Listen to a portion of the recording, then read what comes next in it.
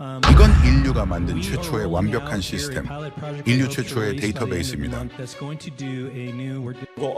그 한마디에 하버드 강의실이 발칵 뒤집혔습니다. 스크린에 숫자가 떴죠. 5,200만 자 중 오차 152개, 불량률 0.0003%.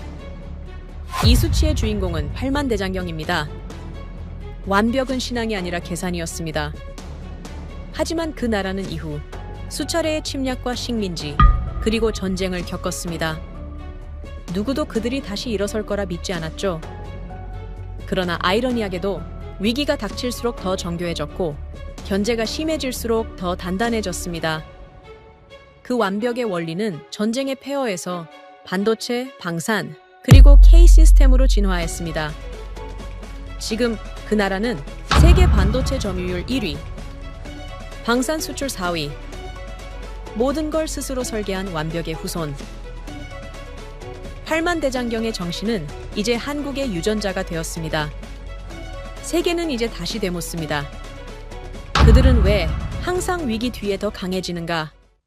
지금부터 그 놀라운 현장 속으로 들어가 보시죠. 미국에서 날아온 충격적인 이야기. 바로 시작합니다. 그리고 지금 어디에서 시청하고 계신지 댓글로 남겨주세요. 여러분의 이야기도 듣고 싶습니다.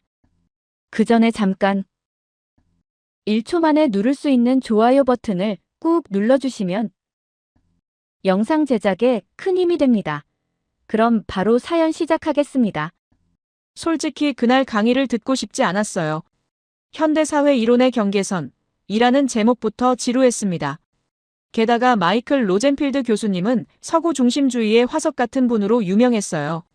하지만 친구가 팔을 잡아 끌었습니다. 오늘 특강이 있다면서 한국 관련 내용이라고 했습니다. 일본도 아니고 한국이라니요. K-팝이나 드라마 얘기하려는 건가 싶었어요. 근데 또 웃긴 건 강의실엔 200명도 넘게 모였습니다.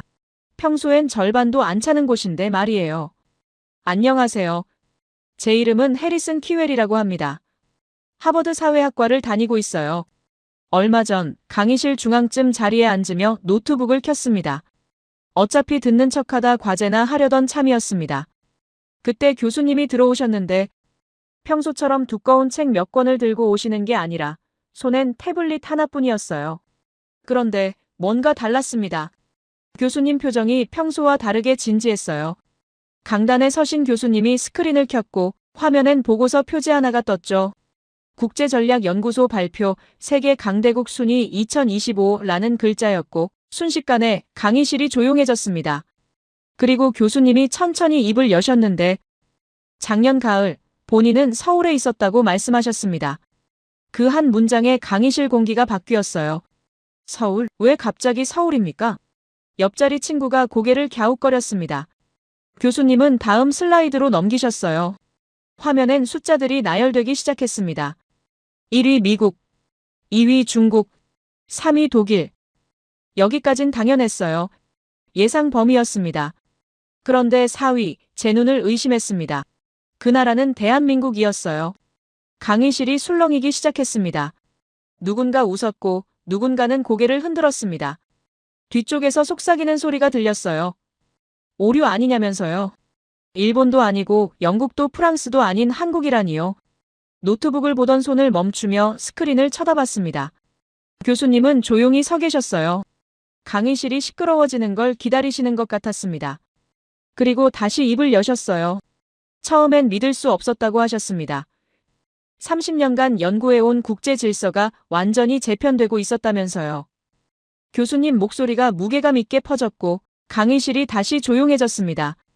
다음 슬라이드로 넘어갔는데 한국의 세부 지표들이 나타났습니다. 1인당 GDP 4만 달러 돌파, 반도체 생산 점유율 60% 이상, 방산 수출액 세계 4위, 문화 콘텐츠 수출 영국의 2배. 숫자들이 계속 쏟아졌어요. 정부 서비스 디지털화 1위, 인터넷 속도 1위, 교통 인프라 효율성 3위. 펜을 들던 손이 멈췄습니다. 교수님이 화면을 가리키셨어요. 오류가 아니라고 하면서 이 모든 수치는 국제전략연구소가 3년간 조사한 결과라고 하셨습니다. 강의실 분위기가 미묘하게 바뀌었어요. 웃던 사람들이 입을 다물었습니다. 고개를 흔들던 학생들이 스크린을 응시하기 시작했어요. 이번엔 사진 한 장이 뜨면서 화면이 바뀌었습니다. 서울 야경이었습니다. 한강을 중심으로 펼쳐진 고층 빌딩들, 화려한 불빛들이 장관이었어요. 이 나라는 불과 70년 전 전쟁의 폐허였고 구호품으로 연명하던 최빈국이었다고 교수님이 말씀하셨습니다. 그런데 지금은 세계가 배우러 오는 나라가 됐다고 하셨습니다. 가슴이 두근거렸어요. 왜 두근거리는지 모르겠는데 뭔가가 달랐습니다. 평소 교수님 강의와는 완전히 다른 느낌이었어요. 교수님이 태블릿을 내려놓으셨습니다. 동료 교수들과 점심을 먹으면서 이 보고서를 꺼냈을 때 모두들 비슷한 반응이었다고 하셨어요. 삼성이나 현대 같은 기업들이 유명하긴 하지만 그게 국력으로 직결되는 건 아니지 않냐고들 했답니다. K-팝이나 드라마가 인기 있는 건 알지만 그건 문화 한 분야일 뿐이라고들 말했대요. 교수님 목소리가 낮아졌습니다. 하지만 눈앞의 수치들은 명확했다고 하셨어요.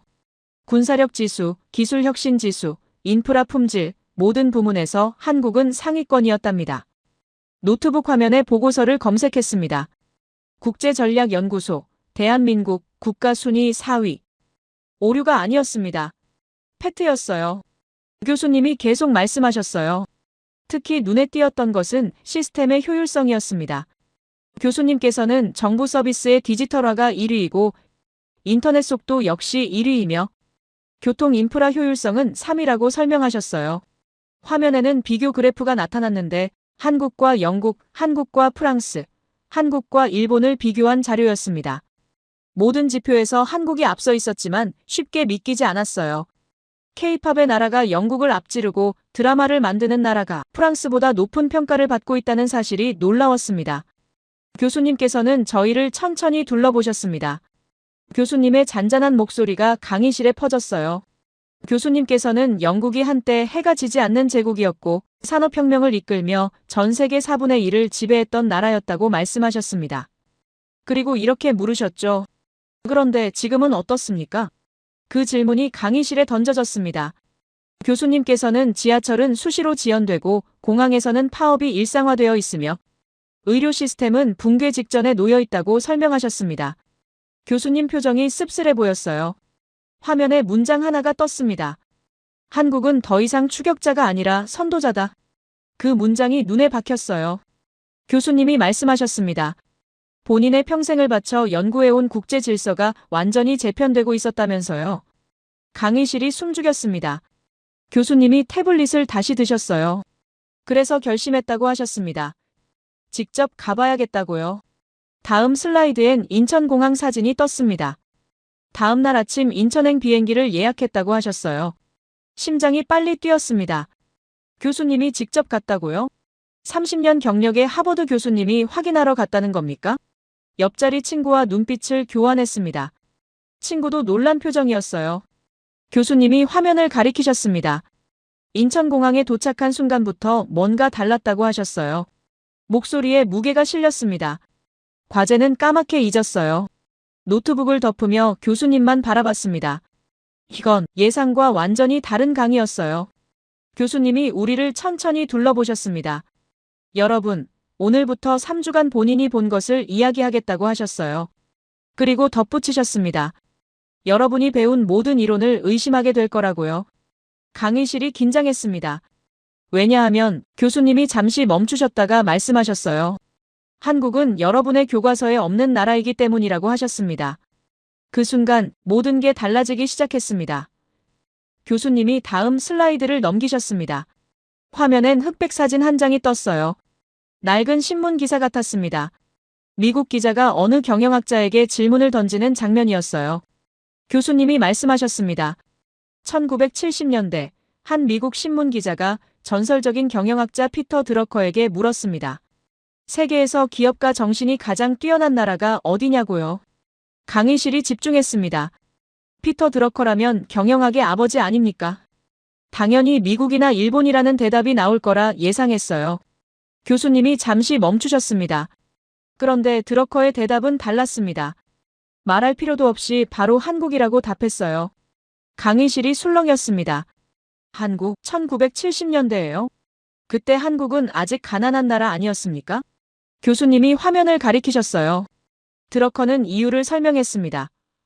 한국은 주어진 환경에서 최대치의 고품질 결과물을 그것도 가장 빠른 시간 내에 뽑아낼 줄 아는 사람들이라고요.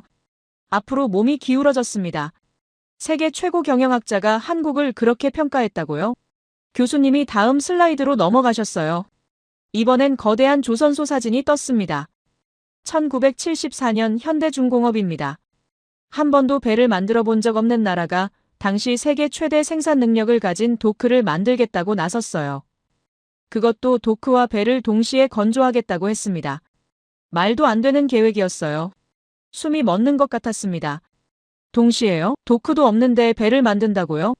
교수님 목소리가 깊어졌습니다. 이 프로젝트를 진행하려면 당시 한국 1년 예산의 무려 15%에 해당하는 4,300만 달러가 필요했습니다. 화면엔 액수가 크게 떴어요. 국가 예산의 15%라니 상상이 안 됐습니다. 교수님이 계속 말씀하셨어요. 정주영 회장은 영국 바클레이스 은행으로 갔습니다. 융자를 받기 위해서였어요. 다음 슬라이드엔 500원짜리 지폐 사진이 떴습니다. 거북선이 그려진 지폐였어요. 교수님이 미소를 지으셨습니다. 정주영 회장이 500원짜리 지폐를 꺼내 보이며 말했어요. 한국은 이미 1500년 전에 이런 배를 만드는 사람들이라고요. 강의실에서 웃음이 터졌습니다. 지폐로 세일즈를 했다고요? 그런데 교수님 표정은 진지했어요. 이건 단순한 농담이 아니었습니다. 역사에 기록될 기가 막힌 세일즈 피치였어요. 그리고 성공했습니다. 융자를 받아냈어요. 가슴이 뜨거워졌습니다. 500원짜리 지폐 하나로 수천만 달러를 끌어냈다니. 교수님이 화면을 바꾸셨어요. 하지만 이야기는 여기서 끝이 아닙니다. 그 프로젝트는 당시 조선기술 세계 최고였던 일본과 합작으로 진행하던 것이었어요. 일본 측은 정주영 회장의 계획에 반대했습니다. 교수님 목소리가 낮아졌어요. 처음부터 그런 대규모 도크를 짓는 것도 무모한데 게다가 동시에 배까지 만드는 건 불가능하다면서요. 작은 도크를 먼저 완성한 다음 배를 만들어야 한다고 계속 설득했습니다. 화면엔 회의 장면 같은 사진이 떴어요. 그런데요. 교수님이 잠시 멈추셨습니다. 정주영 회장은 일본과의 합작 계획을 중단해버렸어요. 독자적으로 건설을 진행하겠다고 선언했습니다. 강의실이 조용해졌어요. 일본을 버리고 혼자 한다고요? 그게 가능했습니까? 교수님이 다음 슬라이드를 넘기셨습니다. 화면엔 완공된 도크와 배가 나란히 떠있는 사진이 떴어요. 성공했습니다. 세계 최초로 도크와 배를 동시에 완공해냈어요. 박수가 터질 뻔했습니다. 옆자리 친구가 작게 휘파람을 불었어요. 교수님이 우리를 보셨습니다. 이 사건을 보고 사람들은 한국인들이 무모한 모험을 감행하여 성공시키는 사람들이라고 말했습니다. 화면이 바뀌었어요. 하지만요. 교수님 목소리에 힘이 들어갔습니다. 그 전설적인 도크 동시 건조를 성공시킨 대략 10년 후 사내그룹 간부 특강에서 정주영 회장이 이렇게 말했어요. 화면엔 문장이 떴습니다. 이 세상은 불굴의 도전과 모험 정신만으로는 절대 성공할 수 없다. 그 이면에는 치밀한 검토가 있어야 한다. 모든 조건을 검토했을 때 계산적으로 반드시 성공할 수 있다는 확고한 신념이 있어야 한다. 문장이 눈에 박혔습니다. 교수님이 계속 읽으셨어요.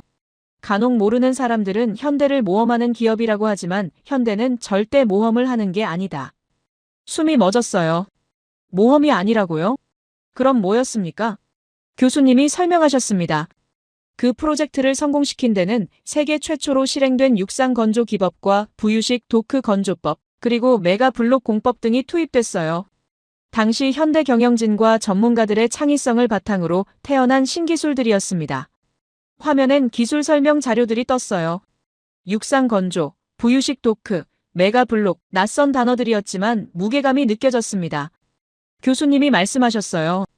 정주영 회장은 그 사람들의 능력과 모든 비밀 무기들에 대해 이미 사전 조사를 마친 상태에서 프로젝트를 시작했습니다. 계산된 도전이었다는 겁니다. 펜을 들었어요.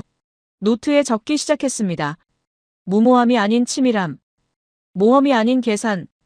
교수님이 우리를 둘러보셨어요. 여러분, 이게 바로 한국입니다. 겉으로 보기엔 무모해 보이지만 그 속엔 철저한 준비가 있었던 겁니다. 화면엔 다시 완공된 조선소 사진이 떴어요. 1974년 그 프로젝트는 세계를 놀라게 했습니다. 불가능을 가능으로 바꿨어요. 교수님 목소리가 잔잔해졌습니다. 피터 드러커가 한국을 최고의 기업가 정신을 가진 나라라고 평가한 이유가 바로 이것이었습니다. 주어진 환경에서 최대치를 뽑아내는 능력, 그것도 가장 빠른 시간 안에요. 가슴이 벅차올랐습니다. 이건 단순한 운이 아니었어요. 행운도 아니었습니다.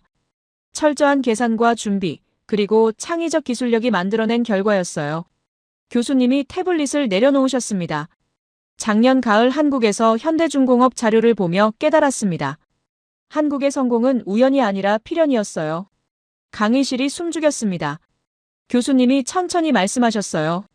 무모함과 치밀함, 도전과 계산, 속도와 완벽함, 이 모든 모순이 공존하는 나라가 바로 한국이었습니다. 노트를 보며 적은 문장들을 다시 읽었어요. 계산된 도전, 준비된 모험, 창의적 기술력. 이건 교과서에 없던 내용이었습니다. 서구 이론으론 설명할 수 없는 방식이었어요. 교수님이 다음 슬라이드를 준비하셨습니다. 하지만 이것도 시작에 불과합니다. 한국의 진짜 비밀은 훨씬 더 깊은 곳에 있어요. 심장이 빨리 뛰었습니다. 더 있다고요? 이것만으로도 충분히 놀라운데요. 교수님이 우리를 보며 미소 지으셨어요. 다음 시간엔 800년 전 이야기를 하겠습니다. 800년 전이요? 고개를 갸웃거렸어요. 교수님이 말씀하셨습니다. 한국의 완벽주의는 어제 오늘 시작된 게 아닙니다. 그건 이미 800년 전부터 DNA에 새겨져 있었어요. 강의실이 술렁였습니다. 노트북을 덮었어요. 과제는 이미 포기한 지 오래였습니다. 지금 듣고 있는 이 이야기가 제가 지금껏 배운 어떤 이론보다 강렬했습니다. 교수님이 물 한 모금을 마시셨습니다. 잠시 숨을 고르시는 것 같았어요. 강의실은 여전히 조용했습니다. 200명이 넘는 학생들이 모두 교수님만 바라보고 있었어요. 다음 슬라이드가 떴습니다. 화면엔 오래된 목판 사진이 나타났어요. 나무에 빼곡하게 글자가 새겨져 있었습니다. 교수님이 말씀하셨어요. 팔만대장경입니다. 고려시대에 만들어진 불교 경전이라고 하셨습니다. 몽골이 쳐들어오던 난리 속에서 국민들의 정신을 하나로 모아 국난을 극복하고자 했던 프로젝트였어요. 화면이 확대됐습니다. 목판에 새겨진 글자들이 선명하게 보였어요. 교수님이 숫자를 말씀하셨습니다. 총 81,258개의 나무판에 총 5,233만 1,152개의 글자가 새겨져 있습니다. 펜을 들어 적으려다 멈췄어요. 5천만 자가 넘는다고요? 그것도 나무에 하나하나 새긴 거라고요? 교수님 목소리가 낮아졌습니다. 16년에 걸쳐 수백 명의 사람들이 작업했습니다. 그런데 놀라운 건 여기서부터입니다. 화면이 바뀌었어요. 글자 클로즈업 사진이 여러 장 떴습니다. 교수님이 천천히 말씀하셨어요. 5천만 자가 넘는 글자가 마치 한 사람이 새긴 것처럼 통일되어 있습니다. 그리고 오탈자가 단 152개 뿐이에요. 숨이 멎었습니다. 5천만 자 중에 152개요? 교수님이 계속 말씀하셨습니다. 불량률로 따지면 0.0003%입니다. 화면엔 숫자가 크게 떴어요.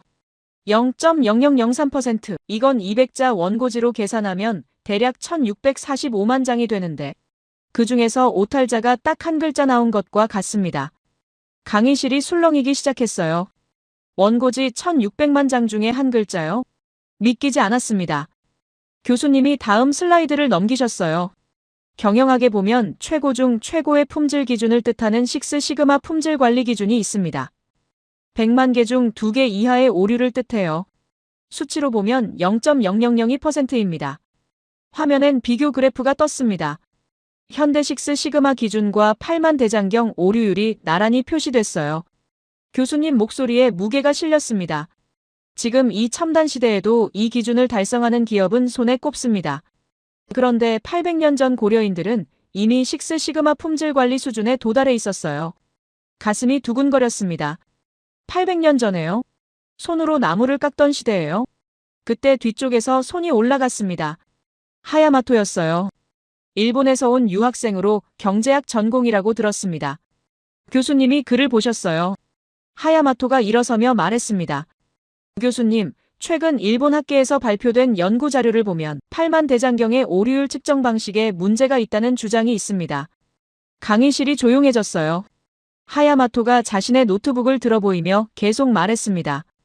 실제로는 훼손된 목판들이 많아서 정확한 오류율 계산이 불가능하다는 논문이에요. 분위기가 미묘하게 바뀌었습니다. 몇몇 학생들이 고개를 끄덕였어요. 교수님은 침착하게 하야마토를 보셨습니다. 흥미로운 지적입니다. 그 논문 제목이 무엇인지 알 수 있을까요? 하야마토가 노트북을 확인하며 대답했어요. 교토대학 문화재연구소에서 2023년에 발표한 자료입니다. 교수님이 고개를 끄덕이셨습니다. 잘 알고 있습니다. 그 논문 말이죠. 교수님이 태블릿을 조작하셨어요. 화면이 바뀌며 새로운 자료가 떴습니다. 해인사 8만 대장경 보존 현황 보고서라고 적혀 있었어요. 교수님이 설명하셨습니다. 8만 대장경은 현재 해인사 장경판전에 보관되어 있습니다.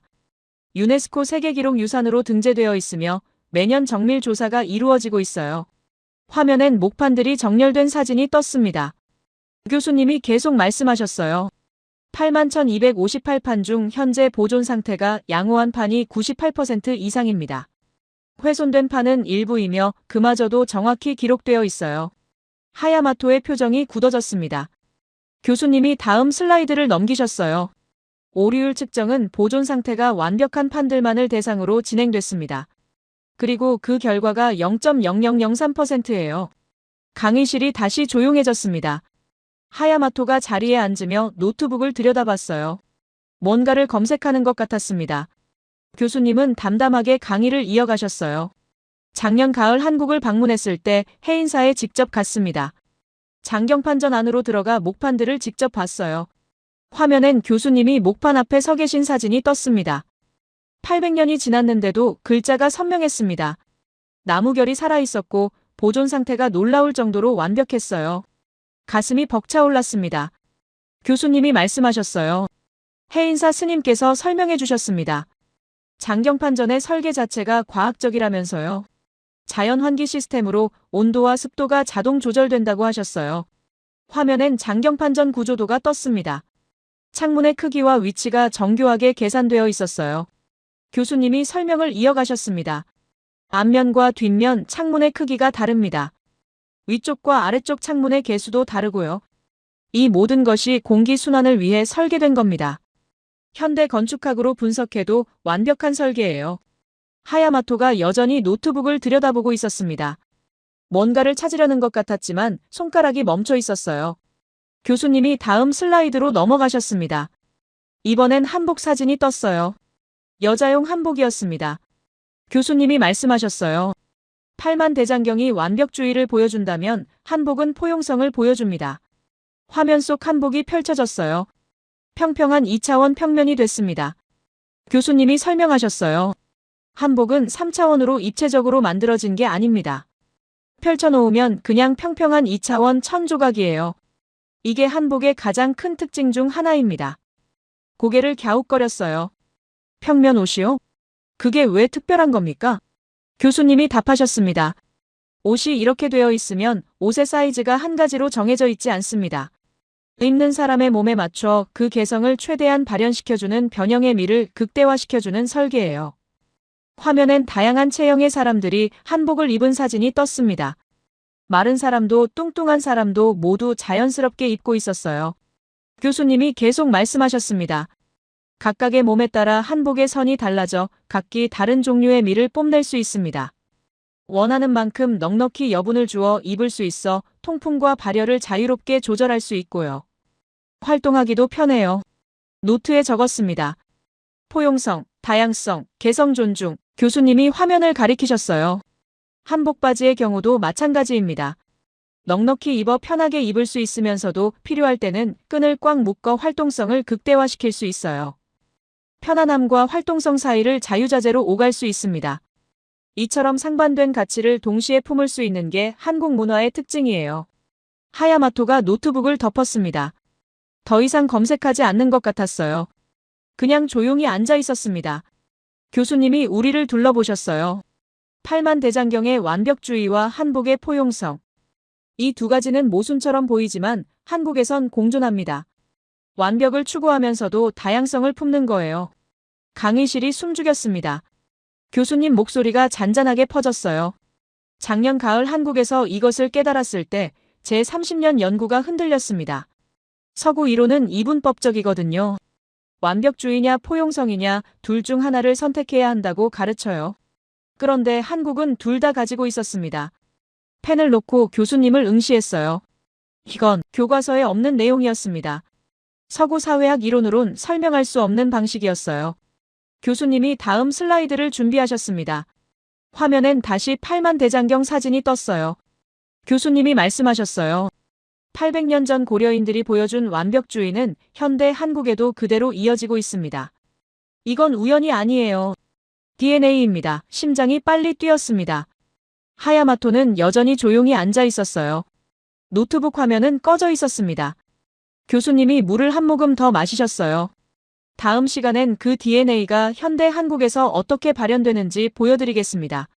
서울의 일상 속으로 들어가 보는 거예요. 강의실이 긴장했습니다. 노트를 보며 적은 문장들을 읽었어요. 식스 시그마, 800년 전, 완벽주의와 포용성의 공존, DNA, 제가 배운 이론들이 하나씩 무너지고 있었습니다. 그리고 그 자리에 새로운 이해가 들어서고 있었어요. 교수님이 우리를 천천히 둘러보셨습니다. 800년 전 완벽주의가 오늘날엔 어떻게 나타날까요? 질문이 강의실에 던져졌고 바로 시스템이라고 교수님이 답하셨습니다. 한국인들의 완벽주의 DNA는 현대에 와서 시스템 설계로 발현됐다면서 화면이 바뀌며 인천공항 사진이 떴어요. 다시 한번 그때의 기억을 되살려 말씀하셨는데 인천공항 입국장으로 향하는 통로부터 이미 차이가 느껴졌다고 하셨습니다. 보스턴 로건 공항이라면 복잡한 동선의 낡은 시설이 먼저 눈에 들어오지만 인천공항은 깨끗하고 직관적인 안내 표지판들이 곳곳에 배치되어 있었다면서 자동 입국 심사대가 20개도 넘게 설치되어 있었다고 하셨어요. 여권을 스캔하고 지문을 찍는 과정이 채 1분도 안 걸렸다고 말했습니다. 우리 미국이라면 적어도 1시간은 줄을 서야 하는 시간인데 말이죠. 하지만 더 놀라운 건 그 다음이었다고 단언하셨어요. 짐을 찾으러 가는 동안에도 계속 시계를 봤는데 비행기에서 내린 지 고작 10분밖에 안 지났다고 하셨죠. 수화물 찾는 곳에 도착했을 때 가방이 벌써 나와 있었고 공항 로비로 나오니 와이파이 안내 표지판이 보였는데 핸드폰을 켜자마자 3초 만에 자동으로 연결됐다면서 비밀번호도 필요 없었다고 말씀하셨습니다. 이 상황 자체가 이해가 안 돼서 눈을 감아봤어요. 그리고 상상해봤습니다. 심장이 빨리 뛰기 시작했어요. 이건 단순히 빠른 게 아니라 완전히 다른 차원의 설계였다는 말에 강의실 학생들이 모두 집중하기 시작했습니다. 교수님이 다음 슬라이드를 넘기시며 서울 지하철역 사진을 보여주셨는데 공항철도를 타고 서울역으로 가는 동안 창밖을 보며 생각했다고 하셨죠. 이 나라는 인프라 하나하나에 사람을 배려하는 철학이 녹아 있었고 열차 안도 쾌적했는데 좌석마다 충전 포트가 있었으며 와이파이도 완벽하게 연결됐다면서 뉴욕 지하철을 생각해보라고 하셨어요. 여러분도 다 아시지 않습니까? 낡은 시설의 지연은 일상이고 와이파이는 꿈도 못 꾸는 곳이라고 말씀하시자 몇몇 학생들이 고개를 끄덕였습니다. 화면이 바뀌며 버스 정류장 사진이 떴고 교수님이 설명을 이어가셨어요. 다음 날 아침 명동으로 가려고 버스 정류장을 찾았는데 가까이 다가가는 순간 발걸음이 멈췄다면서 이건 본인이 아는 버스 정류장이 아니었다고 하셨습니다. 유리로 된 밀폐형 구조물이었는데 안으로 들어가니 가을 아침 쌀쌀한 날씨에도 불구하고 따뜻한 바람이 나왔고 벤치에 앉으니 엉덩이가 따뜻했는데 난방 시트였다고 하셨어요. 벽면에는 대형 디지털 스크린이 있었는데 화면엔 실시간으로 버스 도착 정보가 표시되고 있었고 472번 버스는 이전 정류장 출발 도착까지 2분 30초라고 나왔다면서 시계를 봤는데 정말 그 시간에 올까 궁금했다고 하셨습니다. 옆에는 무료 와이파이 표시도 있었고 스마트폰 충전 포트도 있었으며 정확히 2분 30초 후 버스가 도착했다고 하시자 강의실에서 작은 탄성이 터져 나왔어요. 보스턴에서는 버스가 제 시간에 오는 걸 기대하지도 않는데 20분 늦게 오거나 아예 안 오는 경우도 많지만 서울에선 초 단위로 정확하게 맞춰진다면서 입이 저절로 벌어졌다고 하셨습니다. 노트에 적기 시작했어요. 초 단위 정확성, 실시간 정보 시스템, 사용자 중심 설계, 교수님이 계속 말씀하시며 버스에 탑승했을 때 교통카드를 찍는 순간 탑승 완료라는 소리와 함께 잔액이 표시됐고 버스 안 스크린에는 다음 정류장 안내가 나왔는데 한국어뿐만 아니라 영어, 중국어, 일본어로도 표시됐다면서 심지어 음성 안내도 4개 언어로 나왔다고 하셨어요. 이건 단순히 한두 곳의 시범 사업이 아니라 도시 전체가 이런 수준으로 관리되고 있었다면서 화면엔 여러 장의 사진이 떴습니다. 지하철역, 공항, 버스 정류장, 거리 곳곳의 모습이었어요.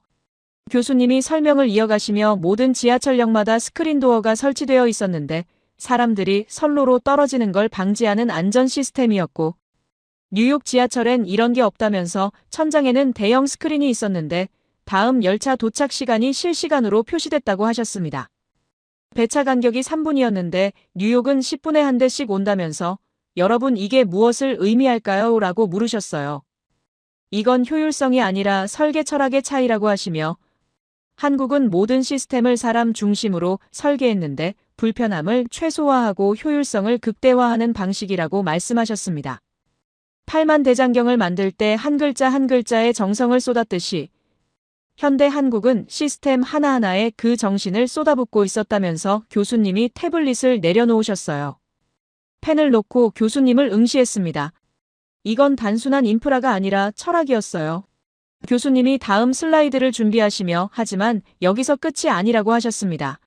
한국의 진짜 힘은 이 시스템을 뒷받침하는 기술력에 있다면서 화면이 바뀌며 거대한 공장 사진이 떴어요.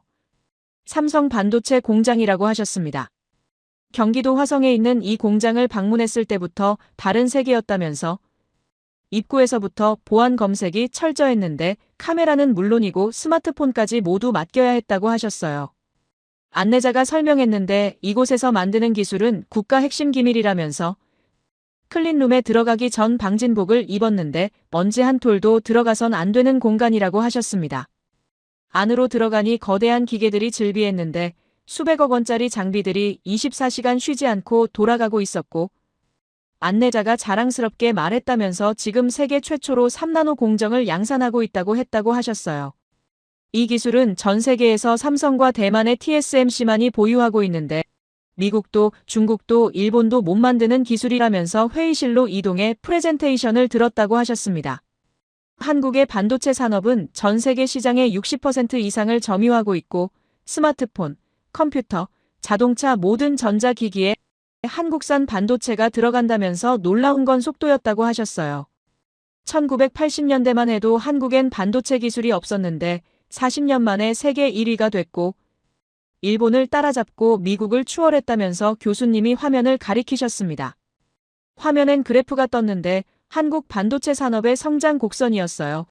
1980년 0, 1990년 급상승, 2000년 세계 정상, 가슴이 뜨거워졌습니다. 40년 만에 이런 성장이 가능했다는 게 믿기지 않았어요. 교수님이 말씀하셨습니다. 여기서 중요한 건 단순히 빠르게 성장한 게 아니라 신뢰를 얻었다는 점이라면서 전 세계 기업들이 한국 반도체를 쓰는 이유는 성능도 성능이지만 납기를 정확히 지키기 때문이라고 하셨어요. 약속한 날짜에 정확히 제품을 배송하고 약속한 품질을 정확히 지키며 이게 바로 8만 대장경의 DNA라면서 800년 전 한 글자 한 글자 정성을 다했듯이 현대 한국은 칩 하나하나에 그 정신을 담고 있다고 하셨습니다. 화면이 바뀌며 이번엔 전차 사진이 떴어요. K전차라고 하셨는데 흑표라고 부르는 이 전차는 세계에서 가장 빠르고 강력한 전차 중 하나라면서 이미 폴란드가 수백 대를 주문했고 중동과 유럽 여러 나라에서 구매 문의가 쇄도한다고 하셨습니다. 옆에는 K9 자주포가 있었는데 전 세계에서 가장 많이 팔린 자주포라면서 핀란드, 노르웨이, 폴란드, 호주, 인도 등 10개국 이상이 사용하고 있다고 하셨어요. 천국 미사일 시스템도 인상적이었는데 북한의 미사일을 요격하기 위해 개발했지만 그 성능이 미국의 패트리어트 미사일보다 뛰어나다면서 안내원이 설명했다고 하셨습니다. 한국은 지금 세계 4위 무기 수출국인데 50년 전만 해도 무기를 수입하던 나라였지만 이제는 수출하는 나라가 됐다면서 왜 한국 무기가 인기 있을까요? 라고 물으셨어요. 첫째는 성능, 둘째는 납기 준수, 셋째는 기술 이전이라면서 러시아나 중국은 납기를 안 지키고 미국은 너무 비싸며 유럽은 너무 느린데 한국은 이 모든 걸 충족시킨다고 하셨습니다. 강의실이 숨죽이며 집중했어요. 교수님이 천천히 말씀하셨습니다. 여러분, 이게 무엇을 의미하는지 아십니까? 한국은 위기를 기회로 만드는 민족이라면서 북한의 위협 속에서 방산 기술을 키웠고 반도체 시장이 무너질 때마다 오히려 더 강해졌다고 하셨어요. 이건 우연이 아니라 조상들로부터 물려받은 정신이라면서 몽골이 쳐들어왔을 때 8만 대장경을 만들었고 전쟁의 폐허에서 현대중공업을 세웠으며 위기가 올 때마다 더욱 강해지는 DNA가 있다고 하셨습니다. 화면에 문장이 떴어요. 위기는 한국을 무너뜨리지 못한다. 오히려 더 강하게 만든다. 가슴이 벅차올랐습니다. 교수님이 말씀을 이어가셨어요. 그리고 이 나라의 가장 놀라운 점은 이 모든 기술을 자국만을 위해 쓰지 않는다는 겁니다. 폴란드가 러시아의 위협에 떨 때 K-전차를 보냈고 호주가 방어체계를 강화하려 할 때 K9 자주포를 제공했으며 전 세계가 반도체 부족으로 고통받을 때 생산량을 늘려 공급했다면서 이게 바로 한국의 정신이라고 하셨습니다. 나라가 망하면 안 된다는 절박함, 기술이 무너지면 안 된다는 각오, 꾸준히 성장해야 한다는 의지는 누구나 가질 수 있는 생각이지만 한국은 여기서 한 걸음 더 나아가 다른 나라를 위해 우리라는 마음가짐으로 진심을 다한다면서 이게 지정학적 리스크 속에서도 의연하게 대처하는 힘이라고 하셨어요. 화면이 바뀌었습니다. 이번엔 다른 사진들이 떴어요. 청계천이라고 하셨습니다. 서울 한복판을 가로지르는 개울인데 처음엔 이해가 안 됐다면서 도심 한가운데 개울이라니 그게 가능한 일인가 싶었다고 하셨어요. 광화문에서 출발해 청계천 입구로 걸어갔는데 계단을 내려가니 갑자기 다른 세계가 펼쳐졌고 물소리가 들렸다면서 맑은 물이 돌 사이로 흐르고 있었는데 도심 한가운데서 이런 자연의 소리를 듣게 될 줄은 몰랐다고 하셨습니다. 개울을 따라 걷기 시작했는데 양옆으로 산책로가 조성되어 있었고 나무들이 그늘을 만들어주며 벤치들이 곳곳에 놓여 있었는데 사람들이 여유롭게 산책하고 있었고 아이들은 물가에서 놀고 있었다고 하셨어요. 그런데 정말 놀란 건 물속에서 헤엄치는 물고기들이었다면서 잉어와 붕어가 유유히 헤엄치고 있었는데 도심 한가운데 물고기가 살 수 있을 만큼 물이 깨끗하다는 뜻이라고 하셨습니다. 더 놀라운 광경은 그 다음이었는데 백로 한 마리가 물가에 서 있었고 도심 한복판에 백로라니 믿기지 않았다면서 가까이 다가가도 날아가지 않았으며 심지어 물고기를 사냥하는 장면까지 볼 수 있었는데 사람들이 박수를 치는 진풍경이 벌어졌다고 하셨어요. 옆에 있던 할아버지가 말씀하시길 여기 백로들은 거의 터줏대감이 됐다면서 청계천이 복원된 건 20년 전인데 그전엔 완전히 다른 모습이었다고 하셨습니다. 교수님이 화면을 바꾸셨어요. 흑백 사진이 떴는데 1950년대부터 1980년대까지의 청계천이었습니다. 당시 청계천은 복개도로로 덮여 있었는데 그 위로 고가도로가 달리고 있었고 그 아래는 온갖 상가들이 밀집해 있었다면서 여기가 바로 한국 산업화의 숨은 메카였다고 하셨어요. 화면엔 기계공구상가, 전자제품 가게들이 빼곡히 들어선 모습이 떴습니다. 교수님이 설명하셨어요.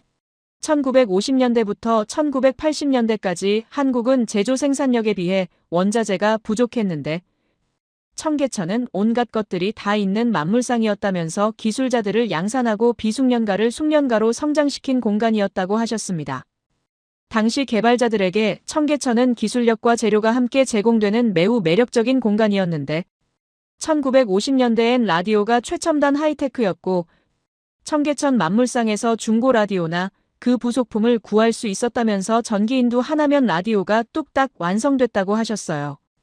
1960년대 들어서는 청계천 기계공구상가가 개발자들의 요람으로 성장했는데 그 대표적인 사례가 한국 최초의 컴퓨터라면서 이만영 박사가 아날로그 전자계산기를 만들 때 청계천에서 대학원생들과 재료를 구했다고 회고했다고 하셨습니다. 1980년대까지도 자동차 부속품은 청계천에나 가야 구할 수 있었고 정비소도 있었으며 운수업과 자동차 매매도 가능했다면서 당시 우스갯소리로 청계천을 한번 돌면 탱크를 조립할 수 있다는 말이 있었을 정도였다고 하셨어요. 가슴이 뛰었습니다. 탱크를 조립할 수 있다니요? 교수님이 고개를 끄덕이셨어요. 과장이 아니라 정말 그 정도로 없는 게 없었다면서 수많은 숙련장인들이 영세소 공방들을 운영하며 한국의 산업화를 배후에서 뒷받침했고 1970년대부터 80년대 초 무렵에 청계천 일대 전자상가는 세운상가와 더불어 한국의 1세대 컴퓨터 애호가들에게는 요람과도 같은 곳이었다고 하셨습니다. 화면이 바뀌며 또 다른 사진이 떴어요. 복개도로 지하 모습이었는데 2002년에 촬영된 것이라고 하셨습니다.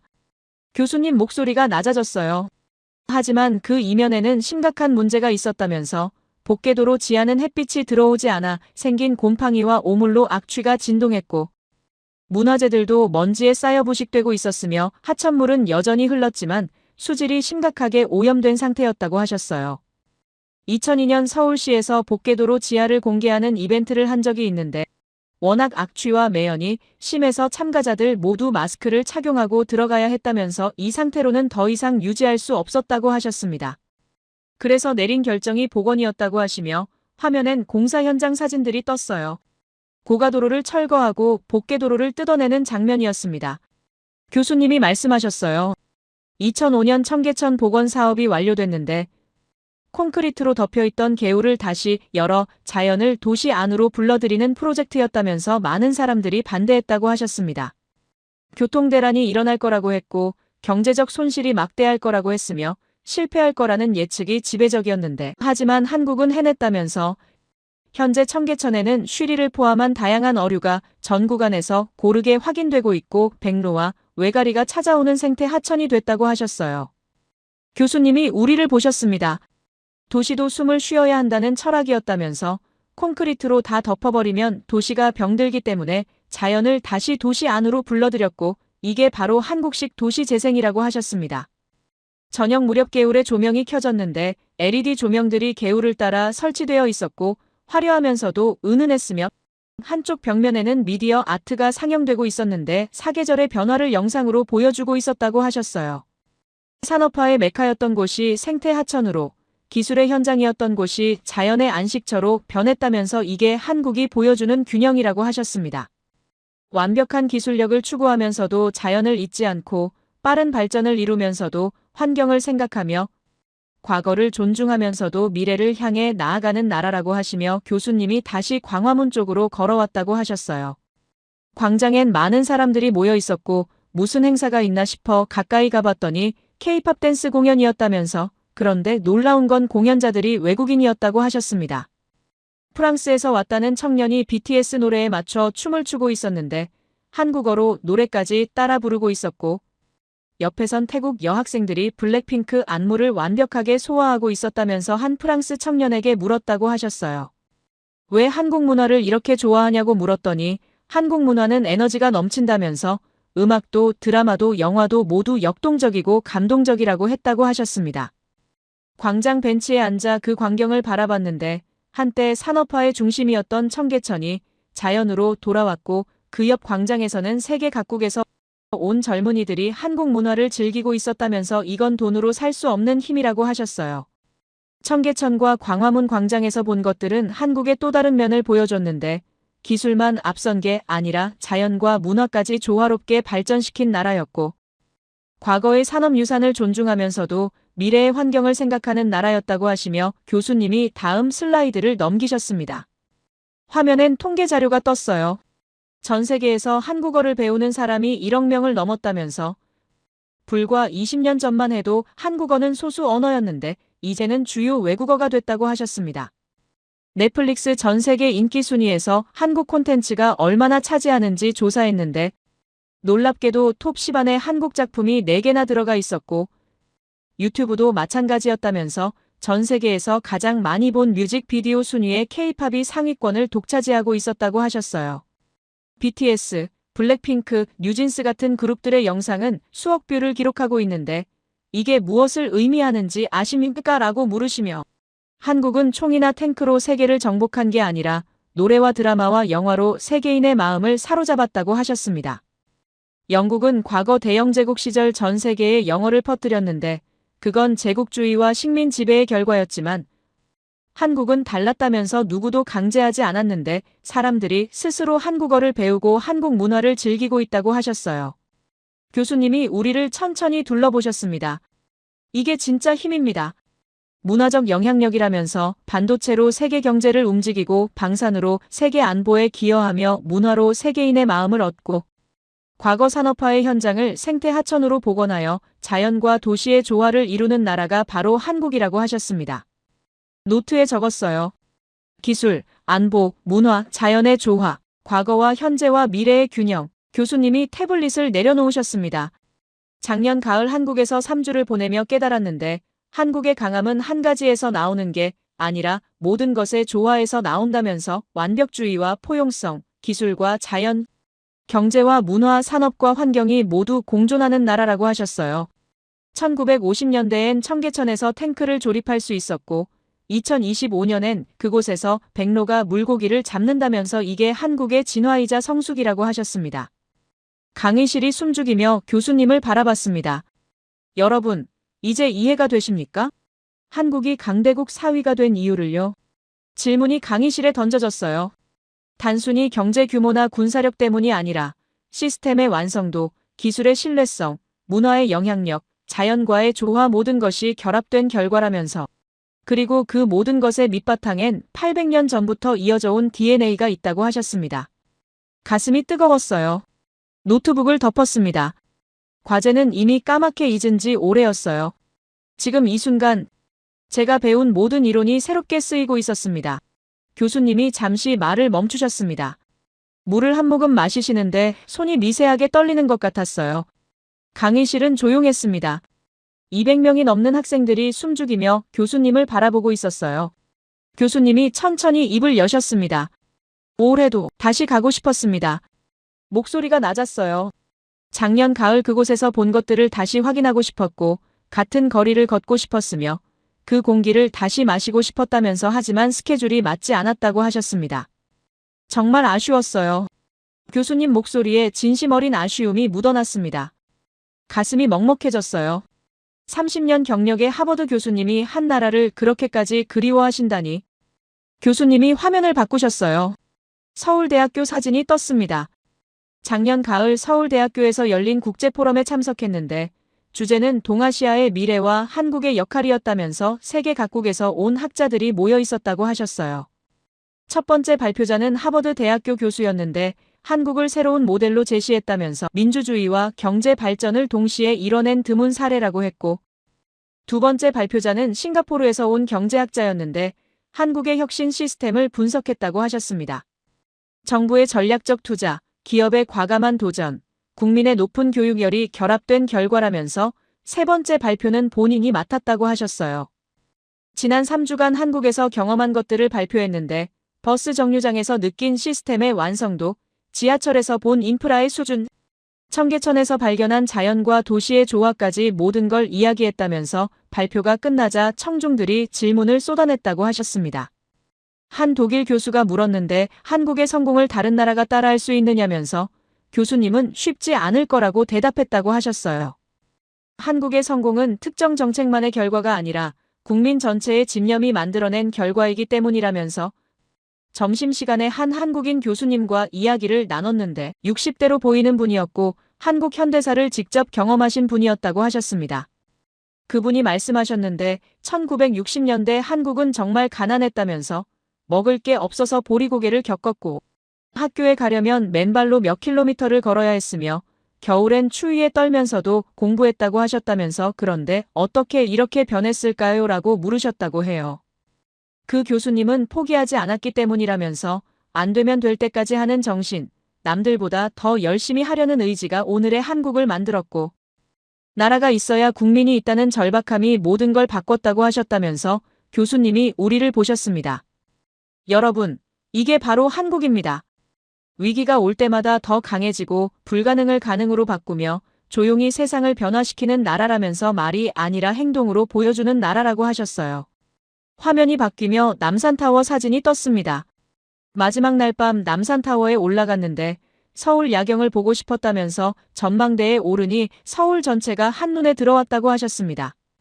한강을 중심으로 펼쳐진 불빛들, 고층 빌딩들의 화려한 조명이 장관이었는데 옆에 선 일본 관광객이 감탄하더라면서 도쿄보다 훨씬 멋지다고 했다고 하셨어요. 본인도 동의했는데 미국보다도 멋졌으니까요. 이 야경은 단순히 예쁜 불빛들의 집합이 아니라 한 나라가 이룬 성취의 상징이었다면서 전쟁의 폐허에서 일어나 세계 4위 강대국이 된 나라의 빛이었다고 하셨습니다. 그때 뒤쪽에서 손이 올라갔어요. 하야마토였습니다. 다시 한번 일어서며 말했어요. 교수님, 한국의 성장에는 일본의 역할도 컸습니다. 1965년 한일협정 이후 일본의 경제 지원과 기술 이전이 없었다면 한국의 경제 발전은 불가능했을 겁니다. 강의실이 술렁였습니다. 하야마토가 계속 말했어요. 청계천의 기계공구상가도 일본 기술을 모방한 것이고 현대중공업의 조선 기술도 일본과의 합작에서 시작됐으며 반도체 기술도 초기엔 일본 기업들의 도움을 받았습니다. 교수님이 조용히 하야마토를 보셨습니다. 흥미로운 지적입니다. 교수님 목소리는 담담했어요. 하지만 한 가지 빠진 게 있습니다. 화면이 바뀌며 그래프가 떴습니다. 한국과 일본의 반도체 시장 점유율 변화였어요. 1980년대 일본이 세계 1위였고 한국은 미미한 수준이었는데 1990년대 한국이 급상승하기 시작했고 2000년대 들어 한국이 일본을 추월했으며 2025년 현재 한국은 60% 이상을 점유하고 일본은 10% 미만이라고 하셨습니다. 교수님이 천천히 말씀하셨어요. 초기 기술 이전이 있었던 건 사실입니다. 하지만 그 기술을 받아 세계 1위로 만든 건 한국의 힘이었고 일본이 멈춰 있을 때 한국은 계속 발전했으며 일본이 과거에 안주할 때 한국은 미래를 향해 달렸다면서 이게 차이입니다. 기술을 받는 것과 그 기술을 넘어서는 것은 완전히 다른 이야기라면서 한국은 단순히 배우는데 그치지 않고 창조했고 모방하는데 그치지 않고 혁신했으며 도움을 받는데 그치지 않고 독립했다고 하셨어요. 하야마토가 입을 다물었습니다. 다시 자리에 앉으며 노트북을 들여다봤어요. 교수님이 말씀을 이어가셨습니다.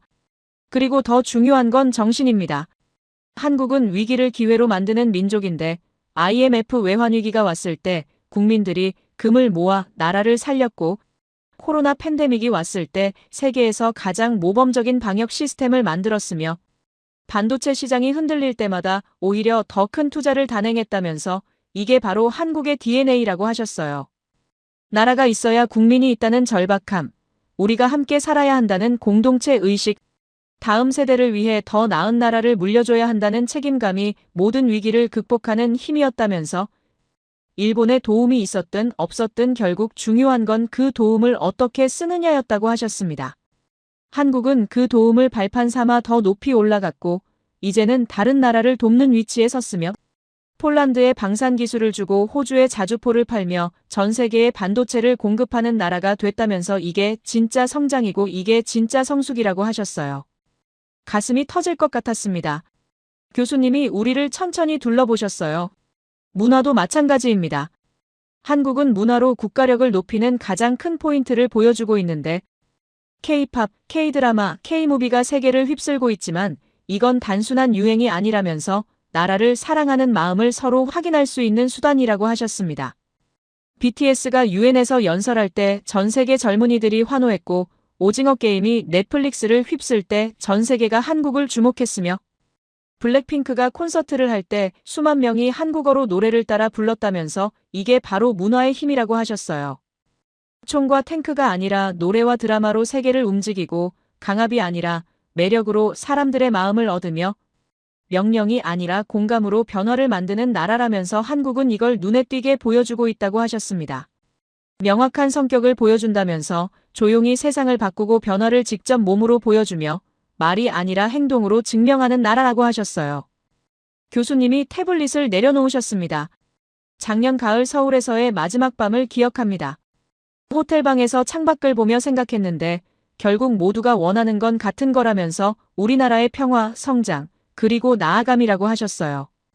한국 사람들이 원하는 것도, 미국 사람들이 원하는 것도, 영국 사람들이 원하는 것도 결국 같은데 안전하게 살 수 있는 나라, 자녀들이 더 나은 미래를 꿈꿀 수 있는 나라, 함께 성장할 수 있는 나라라면서 한국은 그걸 이뤘다고 하셨습니다. 그리고 멈추지 않고 계속 나아가고 있다면서 올해도 다시 가고 싶었던 이유가 바로 그겁니다. 교수님 목소리가 떨렸어요. 그 변화를 다시 보고 싶었고 그 에너지를 다시 느끼고 싶었으며 그 희망을 다시 확인하고 싶었다면서 하지만 스케줄이 맞지 않았습니다. 정말 아쉬웠어요. 강의실이 숨죽였습니다. 그래서 여러분께 이 이야기를 하는 겁니다. 교수님이 우리를 보셨어요. 본인이 직접 가지 못한다면 여러분이라도 가봐야 한다면서 교과서로는 배울 수 없는 것들이 그곳에 있고 이론으로는 설명할 수 없는 것들이 그곳에서 일어나고 있으며 미래가 그곳에서 만들어지고 있다고 하셨습니다. 눈시울이 뜨거워졌어요. 옆자리 친구도 눈을 붉히고 있었습니다. 교수님이 천천히 말씀하셨어요. 작년 가을 3주는 본인의 30년 연구를 뒤집은 시간이었는데 서구 이론이 전부가 아니라는 걸 배웠고 발전에는 여러 경로가 있다는 걸 깨달았으며 미래는 과거의 연장이 아니라 새로운 창조라는 걸 확인했다면서 그리고 그 모든 것을 한국에서 봤다고 하셨습니다. 8만 대장경의 완벽주의가 삼성 반도체로 이어지고 정주영의 도전 정신이 K-팝의 글로벌 도전으로 계승되며 청계천의 산업 정신이 문화와 자연의 조화로 승화되는 나라라면서 이게 한국입니다. 교수님이 마지막으로 말씀하셨어요. 여러분, 세상은 빠르게 변하고 있습니다. 하지만 여러분이 배운 이론들은 느리게 변하고 있으며 교과서는 현실을 따라가지 못하고 있고 서구 중심의 사고방식은 이미 한계에 도달했다면서 새로운 모델이 필요합니다. 그리고 그 모델이 바로 한국이라고 하셨어요. 강의실이 조용했습니다. 하지만 그 조용함 속에 뜨거운 무언가가 흐르고 있었습니다. 노트를 보며 적은 문장들을 읽었어요. 한국은 미래의 모델, 조용히 세상을 바꾸는 나라. 나라가 있어야 국민이 있다. 우리나라, 평화, 성장, 나아감. 제 손이 떨리고 있었습니다. 교수님이 마지막 슬라이드를 넘기셨습니다. 화면엔 문장 하나가 떴어요. 한국은 강대국이 아닙니다. 강의실이 술렁였습니다. 사위가 아니라고요? 교수님이 천천히 말씀하셨어요. 한국은 새로운 문명입니다. 그 한 문장에 강의실이 조용해졌어요. 문명이라니 강대국이 아니라 문명이라고요? 교수님이 설명하셨습니다. 강대국은 힘으로 정의되는데 영토의 크기와 인구의 수 그리고 군사력의 강함으로 측정되지만 문명은 다르다면서 문명은 영향력으로 정의되고 가치로 측정되며 미래로 평가된다고 하셨어요. 한국은 영토가 크지 않고 인구도 5천만 명 정도이며 군사력도 미국이나 중국에 비하면 작지만 영향력은 어떻습니까? 라고 물으셨습니다. 전 세계 1억 명이 한국어를 배우고 있고 K-팝은 전 세계 차트를 휩쓸고 있으며 K-드라마는 넷플릭스를 장악하고 있는 데다 한국 반도체는 세계 경제를 움직이고 한국 방사는 세계 안보에 기여하고 있다면서 이게 바로 문명의 힘이라고 하셨어요. 화면이 바뀌며 여러 사진들이 떴습니다. 세계 각국에서 한국 문화를 즐기는 사람들과 한국어를 공부하는 학생들, 그리고 한국 제품을 사용하는 소비자들의 모습이었어요. 교수님이 말씀하셨습니다.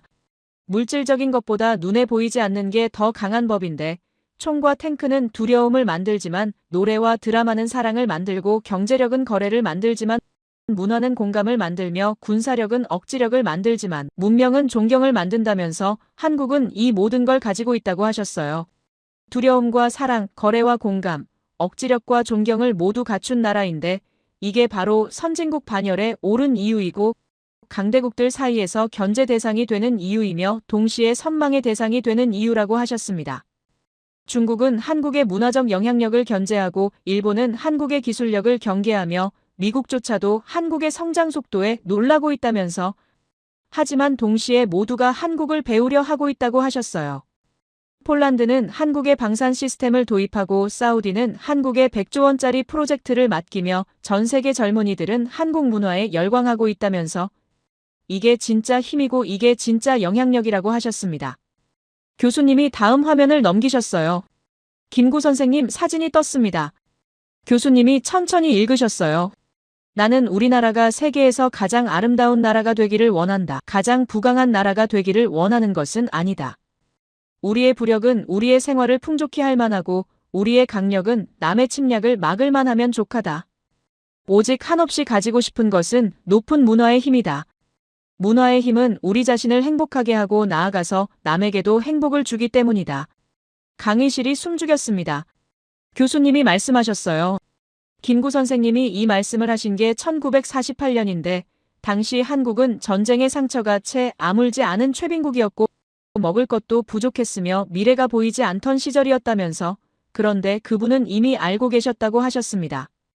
진짜 힘은 문화에 있다는 것과 진짜 영향력은 사랑에 있다는 것, 그리고 진짜 미래는 공감에 있다는 것을 알고 계셨다면서 77년이 지난 지금 한국은 그 꿈을 이뤘다고 하셨어요. 세계에서 가장 아름다운 나라가 됐고 높은 문화의 힘을 가진 나라가 됐으며 우리 자신을 행복하게 하고 남에게도 행복을 주는 나라가 됐다면서 이게 바로 한국이 새로운 문명인 이유라고 하셨습니다. 서구를 모방한 게 아니라 독자적인 길을 만들었고 과거의 경로를 따른 게 아니라 새로운 경로를 개척했으며 기존의 답을 복사한 게 아니라 미래의 해답을 창조했다면서 이게 바로 문명이라고 하셨어요. 교수님이 태블릿을 내려놓으셨습니다. 여러분, 오늘 제가 한 이야기를 기억하시기 바랍니다. 한국은 단순히 빠르게 성장한 나라가 아니라 새로운 방식으로 성장한 나라이고 단순히 부강해진 나라가 아니라 아름다워진 나라이며 단순히 강해진 나라가 아니라 사랑받는 나라라고 하셨습니다. 팔만대장경의 완벽주의와 정주영의 도전정신, 청계천의 조화와 케이팝의 에너지, 반도체의 기술력과 방산의 신뢰성 모든 것이 결합되어 만들어진 문명이라면서 그리고 이 문명은 지금도 진화하고 있다고 하셨어요. 여러분이 배운 서구 이론은 과거를 설명할 수 있을지 몰라도 미래를 예측할 수는 없는데 왜냐하면 미래는 한국 같은 나라들이 만들어가고 있기 때문이라면서 새로운 모델과 새로운 경로, 그리고 새로운 문명이 등장하고 있다고 하셨습니다. 교수님이 우리를 천천히 둘러보셨어요. 본인은 작년 가을 3주 동안 미래를 봤는데 그 미래는 서울에 있었고 한국에 있었으며 여러분이 교과서에서 배우지 못한 곳에 있었다면서 올해는 못 갔지만 내년엔 꼭 다시 가고 싶다고 하셨습니다. 그리고 여러분도 가보시기 바랍니다. 직접 보고 직접 느끼고 직접 경험하시기 바라는데 그곳에서 여러분은 이론이 아닌 현실을 과거가 아닌 미래를 서구가 아닌 새로운 문명을 만나게 될 거라고 하셨어요. 교수님이 마지막으로 말씀하셨습니다. 한국은 우리에게 보여줍니다. 불가능은 없다는 것과 위기는 기회라는 것을, 과거는 미래를 만든다는 것과 완벽주의와 포용성이 공존할 수 있다는 것을, 기술과 자연이 조화를 이룰 수 있다는 것과 문화가 세상을 바꿀 수 있다는 것을 보여준다면서 이것이 바로 새로운 문명의 모습이라고 하셨어요. 감사합니다. 교수님이 우리를 보며 고개를 숙이셨습니다. 강의실이 조용했습니다. 그리고 누군가 박수를 치기 시작했어요. 1명, 2명, 10명. 순식간에 200명 전체가 일어서며 박수를 쳤습니다. 기립박수였어요. 교수님이 다시 한번 고개를 숙이시며 강의실을 나가셨습니다. 박수 소리가 강의실을 가득 채웠어요. 노트를 덮었습니다. 손이 떨리고 있었어요. 오늘 하루 동안 제가 배운 모든 것이 바뀌었습니다. 강의실을 나서며 복도를 걸었어요. 머릿속이 복잡했습니다. 한국이라는 나라, 정말 그렇게 대단한 곳일까? 기숙사로 돌아와 노트북을 켰습니다. 한국에 대해 더 알고 싶었어요. 검색창에 입력했습니다. 한국, 문화, 박물관, 여러 검색 결과가 떴는데 그중 하나가 눈에 들어왔어요. 국립중앙박물관, 클릭했습니다. 화면에 정보들이 떴어요. 소장 유물 약 150만 점에 상설 전시 유물만여 점이라는 엄청난 규모였고 2025년 관람객은 600만 명을 돌파하며 박물관 80년 역사상 역대 최다 기록을 세웠는데 이는 세계 6위에 해당하는 수치이며 아시아 국가 중에서는 유일하게 톱10에 들어간 기록이라고 나와 있었습니다. 숨이 멎었어요. 세계 6위라니, 아시아 유일 톱10이라니. 더 읽어내려가니 개관 이후 누적 관람객이 1억 명을 돌파했고 2025년에는 개관 20주년을 맞아 특별 기념 전시를 진행하고 있다고 적혀 있었습니다. 20주년이요? 가슴이 두근거렸습니다. 지금 이 순간 한국에서는 20주년 기념 행사가 진행되고 있는데 교수님도 스케줄이 맞지 않아 못 가셨고 본인도 여기 하버드에 앉아 있으니 이 역사적인 순간을 놓치고 있다는 생각에 정말 아쉬웠습니다. 창밖을 보며 생각했습니다. 20주년 행사를 놓쳤어요. 내년엔 꼭 가야겠다고 다짐했습니다. 국립중앙박물관에 직접 가서 150만 점의 유물을 보고 팔만대장경의 완벽주의가 어디서 시작됐는지 확인하며 한복의 포용성이 어떤 역사 속에서 탄생했는지 이해하고 1000년 넘는 문화유산을 직접 마주하고 싶었습니다. 화면을 스크롤 내리며 사진들을 봤어요. 거대한 박물관 건물과 아름다운 정원, 그리고 반가사유상, 하나하나가 숨을 멎게 만들었습니다. 노트북을 덮으며 창밖을 다시 봤어요. 하버드 캠퍼스의 가을 공기가 차가웠습니다. 하지만 가슴은 뜨거웠어요. 오늘 세계를 보는 눈이 바뀌었습니다. 교수님이 말씀하신 모든 것이 단순한 강의가 아니라 진실이었다는 걸 확인하고 있었어요. 겨울 방학 때 친구와 함께 가기로 했습니다. 서울로, 한국으로 미래를 보러 갈 겁니다. 국립중앙박물관에서 시작해서 청계천을 걷고 남산타워에 올라가며 광화문 광장에서 K-팝 공연을 보고 버스 정류장에서 실시간 정보 시스템을 확인하며 지하철 스크린도어를 직접 경험하고 그 모든 것을 만들어낸 사람들을 만나고 싶습니다. 새로운 문명을, 그리고 새로운 해답을, 새로운 세계를 직접 확인하러 갈 겁니다. 교과서로는 배울 수 없는 것들이 그곳에 있고 이론으로는 설명할 수 없는 것들이 그곳에 서 일어나고 있으며 미래가 그곳에서 만들어지고 있습니다. 한국은 우리에게 보여주고 있습니다. 불가능은 없다는 진실과 위기는 기회라는 교훈을, 완벽주의와 포용성이 공존할 수 있다는 증명과 기술과 자연이 조화를 이룰 수 있다는 신뢰를, 그리고 문화가 세상을 바꿀 수 있다는 현실을 말입니다. 물질적인 것보다 눈에 보이지 않는 게 더 강하다는 사실과 총과 탱크보다 노래와 드라마가 더 멀리 간다는 진리를, 명령보다 공감이 더 깊이 파고든다는 지혜를 한국은 조용히 하지만 명확하게 증명하고 있습니다. 800년 전 8만 대장경을 새기던 그 정신이 지금 삼성 반도체가 되고 정주영의 도전이 지금 K-팝의 글로벌 도전이 되면 청계천의 산업 정신이 지금 문화와 자연의 조화가 되고 있습니다. 이것이 바로 새로운 문명의 모습입니다. 앞으로의 앞날을 기대해 봅니다. 제 이야기를 끝까지 들어주셔서 감사합니다. 모두 안녕히 계세요. 오늘의 사연 어떻게 들으셨나요? 8만 대장경에서 시작된 완벽의 정신이 지금의 기술과 시스템으로 이어졌다는 이야기는 단순히 과거의 자랑이 아니라 지금 우리 모두에게 던지는 질문 같았어요. 우리는 지금 얼마나 치밀하게 준비하고 또 얼마나 흔들리지 않고 살아가고 있을까요? 세상은 늘 예측하지 못한 방식으로 우리를 시험하죠. 하지만 이 이야기를 듣다 보면 위기가 꼭 나쁜 것만은 아니라는 생각이 들어요. 누군가는 그 위기 속에서 새로운 길을 찾아내고 또 누군가는 그 견제 속에서 더 단단해지니까요. 한국이라는 나라는 아마 그런 과정을 가장 오래 그리고 가장 치열하게 겪어온 곳 중 하나일 거예요. 완벽을 향한 집요함, 포기하지 않는 근성, 그리고 위기를 기회로 바꾸는 묘한 힘. 이 모든 게 결국 한 나라의 역사이자 우리 모두의 이야기로 이어지고 있다는 게 참 인상 깊었어요.